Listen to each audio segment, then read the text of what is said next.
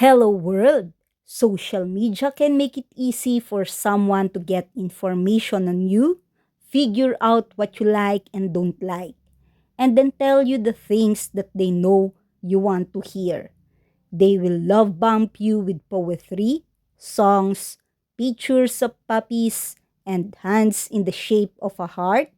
They will talk about soulmates and twin flames and how they want a committed relationship and have no one is real anymore.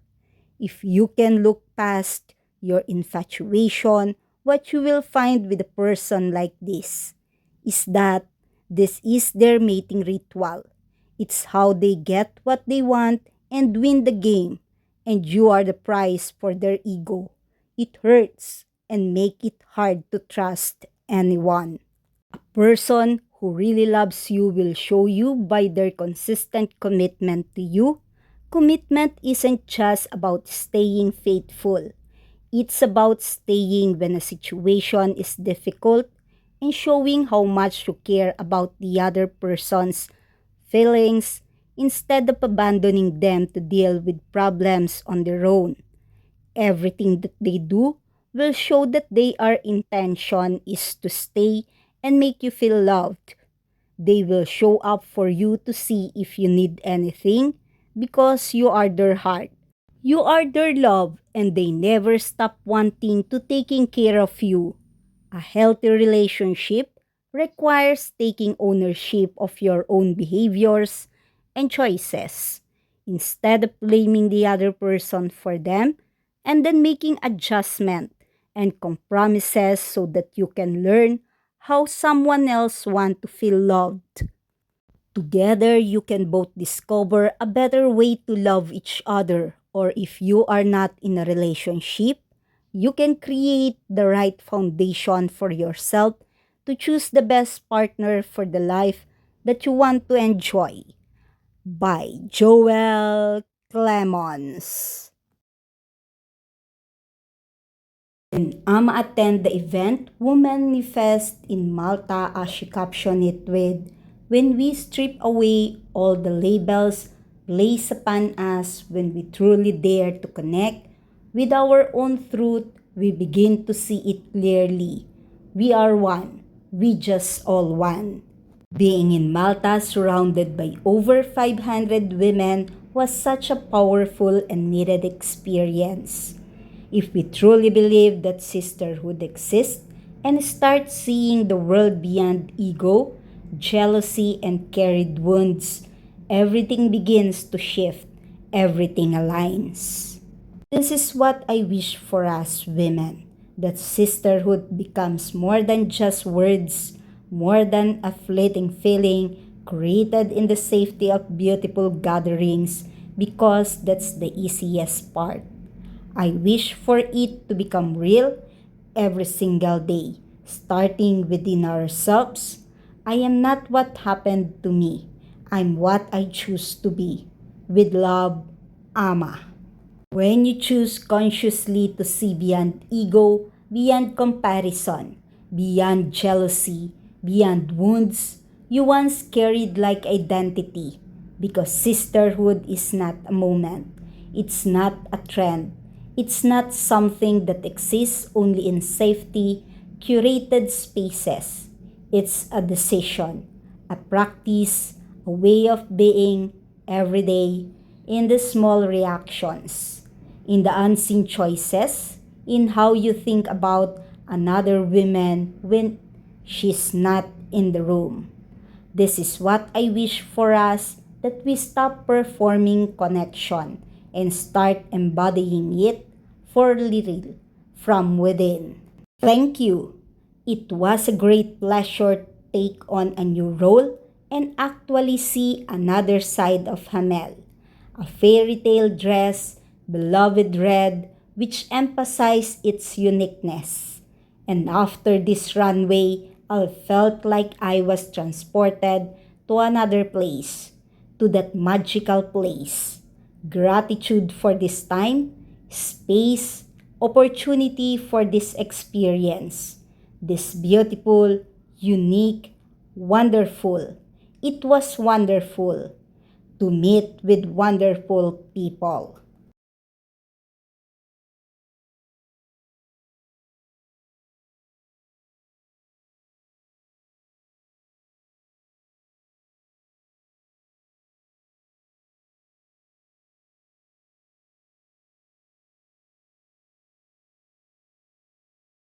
Nice of you, Ama, that you experienced to walk on a runway. When Ama attended the 10th anniversary of Netflix Poland, as she captioned her story with, "Life is about to get really, really good for you, girl. It's blooming. Thank you for having me. Cheers." Netflix celebrated its 10th anniversary in Poland, marking a decade of growth that included Poland's 3 billion investment in the local economy, partnership with over 40 Polish production companies, and the creation of roughly 5,000 jobs. The milestone highlighted Netflix expansion from a streaming service to a major local content producer. In 2023, Netflix announced an engineering hub in Warsaw to develop products and services for its global platform, tapping into local IT expertise. Warsaw serves as a regional office for Central and Eastern Europe. The platform has become a dominant player in the Polish entertainment market, shifting toward producing localized content for a global. When Simone go to Los Angeles, in Hollywood, he take a project with Stefan Sokolovsky, a 25-year-old freelance fashion photographer that has worked in 20 countries across 4 continents. He is already 10 years in the beauty, fashion, and the art industry.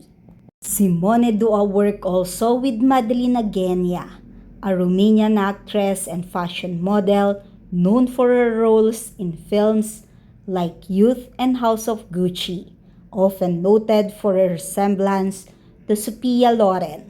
She began modeling at 14 and has worked internationally before establishing a successful acting career in Italy.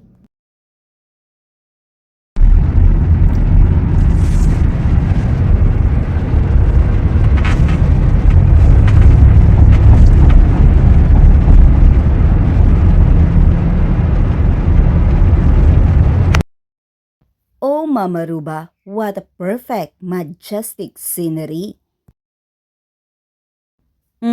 Mama Ruba, Marcus and Brando, how did you spend your Lenten season?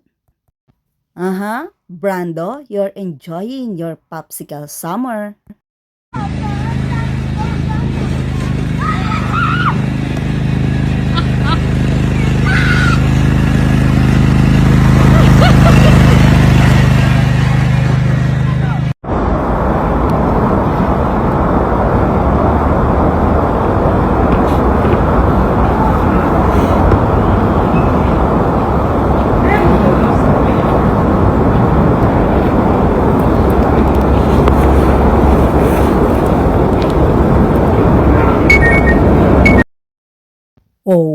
Oh.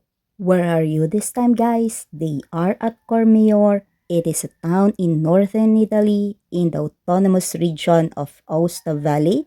It is located at the foot of the southern side of Mont Blanc, the highest point in the Alps and Western Europe, and is crossed by the Dora Valletta River. Cormier shares administration of Mont Blanc with its neighboring commune of Saint Gervais-les-Bains in France. It also shares access to the glacial ski run of the Vallée Blanche with another French town Chamonix, which sit at the opposite northern side of Mont Blanc. Massive Cormior's picturesque mountain scenery make it an attractive year-round destination. It is cited as Italy's best all-round ski resort and contains the Giardino Botanical Alpino, Sauceria, which describes itself as Europe's highest botanical garden.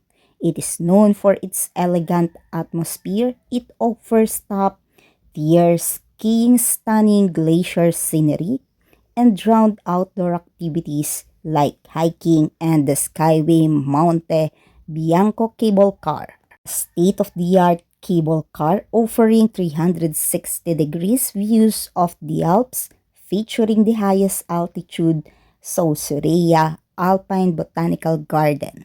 Charming pedestrian-friendly village known for shopping, cozy cafes, and vibrant nightlife, renowned for high-quality dining including Michigan steered restaurants and rustic on mountain eateries serving local Osta Valley cuisine. Features premium alpine spa for post-skiing relaxation.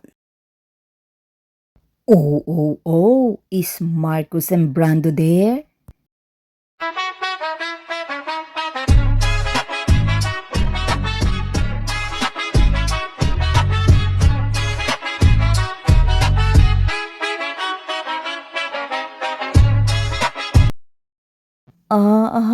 Look at Brando here.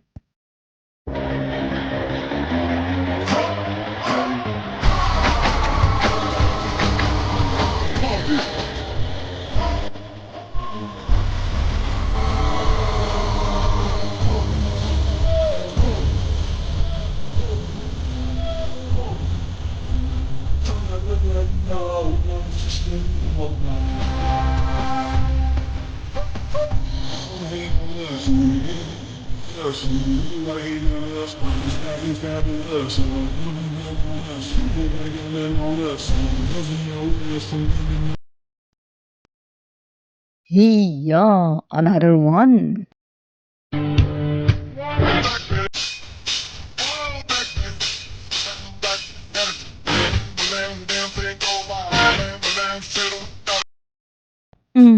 We all understand, Mama Ruba, that Marcus doesn't like photo anymore. Wow, it's really given. He is a handsome man. And the other one, your cutest baby. Oh yeah, what can you say, guys? Yes, this will gonna be your favorite hour, Mama Ruba. What a majestic place to relax. Isn't it you're getting thinner, Michele? Let's see where he is going this time. Oh, so sad. What happened to the hair of Rapunzel? Watch till the end.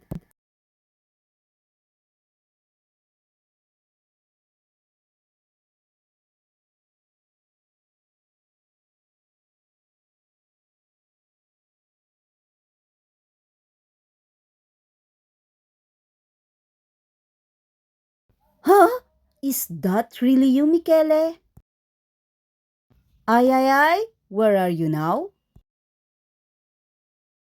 Work. A new soundtrack of Michele. Let's all hear this. As to what he said on his caption, good or bad, he loves us all.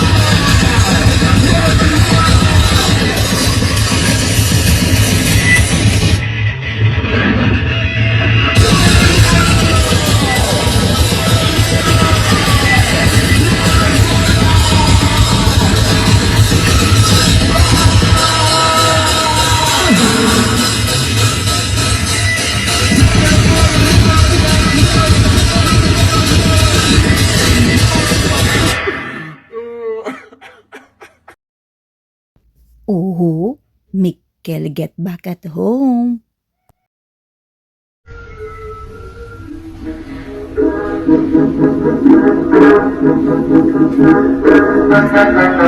Erano gli anni della cosiddetta Belle Époque. I granduchi russi, in cerca di sole e di emozioni, lasciavano i gioielli di famiglia al Moulin Rouge. Per i padroni delle terriere non poteva andare meglio di così. Era pacifico far lavorare i bambini 10 ore al giorno con 30 centesimi di paga. Nelle case degli operai mancava tutta l'aria che si dava in granduchi russi. Who is in your house, Michele, who visited you? He is none other than Hakan Kalhanoglu, a highly skilled Turkish professional footballer who plays as a central midfielder for Series A club Inter Milan and captain the Turkish national team.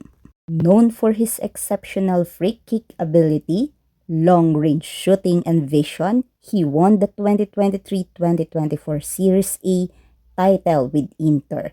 He acted as a key player and set-piece specialist for both his club and national side.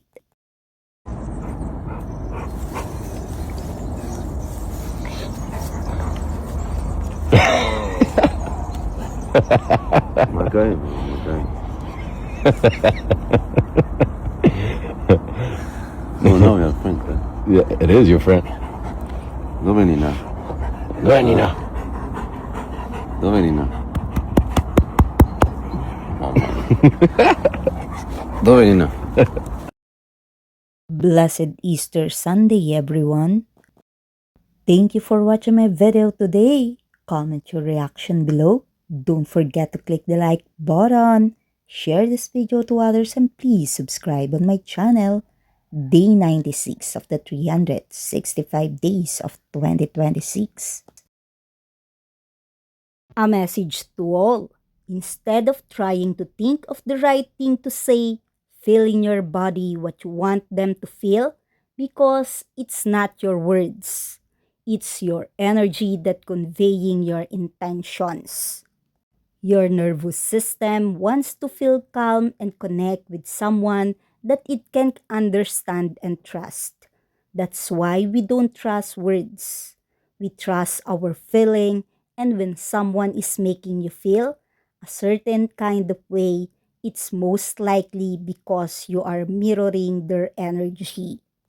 If you want to build emotional safety and trust, then start with resetting your nervous system and emotional state before you speak so it support your intention instead of working against them. Be deliberate about the energy you are showing up with because it's going to be what decides the way that they respond to you. You will be surprised at how much you can say without saying a word. I hope you find the person that's not afraid to be themselves, flaws and all.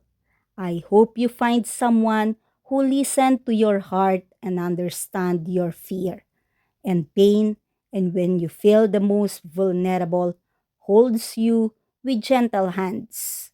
I hope you find someone who is not afraid to tell you how they feel because they have the courage to share who they really are with you. I hope you find someone who values loyalty and integrity over ego and gratification. I hope you find someone who would rather be kind than be right. I hope you find someone who love you never have to question. By Joel Clemons.